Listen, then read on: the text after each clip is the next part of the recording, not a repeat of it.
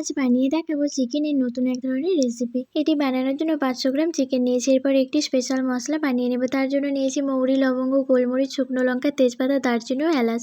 এগুলিকে শুকনো কড়াইয়ে ভেজে নেব। ভাজা হয়ে গেলে গুঁড়ো করে নেব। এরপর কড়াইয়ে পরিমাণ মতো তেল ও ঘি দিয়ে দেবো। তেল গরম হলে পেঁয়াজ কুচি দিয়ে দেবো। পেঁয়াজ হালকা ভাজা হলে আদা রসুন বাটা দিয়ে দেবো। আদা রসুনের কাঁচা গন্ধ ছেড়ে আসলে 2 চামচ কাশ্মীরি লঙ্কার গুঁড়ো দিয়ে দেবো। ভালোভাবে মিশিয়ে নিয়ে চিকেন দিয়ে দেবো। চিকেন একটু নেড়ে নিয়ে স্বাদ মতো নুন ও গুঁড়ো করে রাখা মশলা দিয়ে দেব। ভালোভাবে মিশিয়ে নিয়ে টক দই দেব।